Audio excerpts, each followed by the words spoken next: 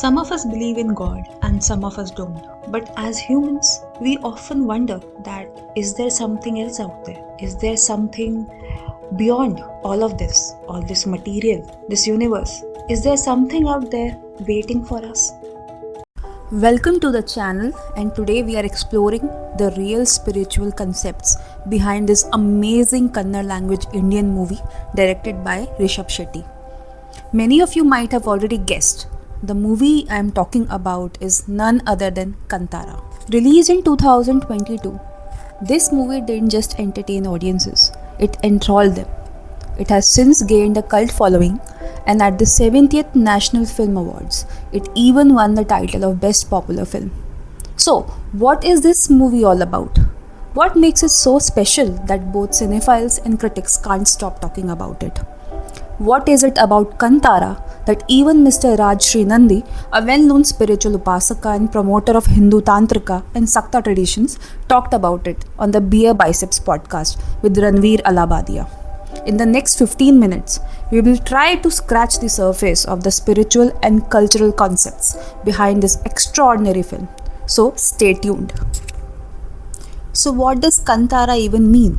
The word Kantara itself has a fascinating origin. According to the 13th century Ayurvedic text Rajanigantu, Kantara literally means forest. And in this film, the forest is not just a setting.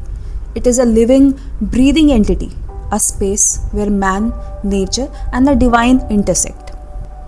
The story of Kantara isn't itself based on true events, but the practices, rituals, and traditions shown in the movie are deeply rooted in real life cultural practices that continue to this day in coastal Karnataka. And at the heart of these traditions lies a ritual called Bhuta Kola. So, what exactly is Bhuta Kola?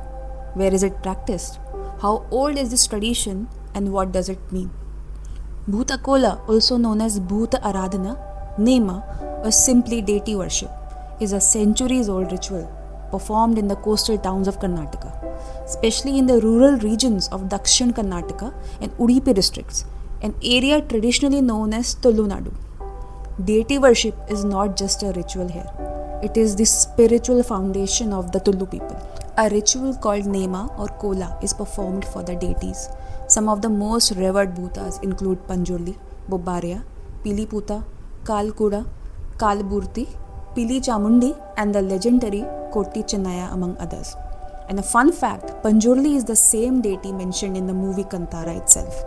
The performance is led by a trained individual known as the divine dancer. Their face is intricately painted and they are wrapped in siri, which is made of coconut leaves and feathers. As the drums beat and traditional music fills the air, the divine performer performs a fierce trance-like dance to invoke the deity. This was Rajshri Nandi, a devoted follower of Bhagwan Bhairava and various forms of Mahavidyas. As you can see here, Mr. Nandi talks about this moment which refers to the time the divine dancer is performing a deity invoking dance. At this moment, the performer ceases to be human. They become the deity themselves. Once possessed by the divine spirit, the performer, now the living embodiment of the Bhuta, blesses the devotees, listens to community grievances, and even delivers judgments. Through the deity, people seek justice, guidance, and prosperity. This isn't merely a performance, it's living spirituality, a sacred dialogue between man and the divine. The movie manages to capture this intersection of the physical and the spiritual, the human and the divine. As you watch the character perform the dance, you can see the transformation, and you know you're watching something not exactly of this world. It is indeed a story of faith, nature, and the invisible threads that bind them. That is for you the movie Kantara.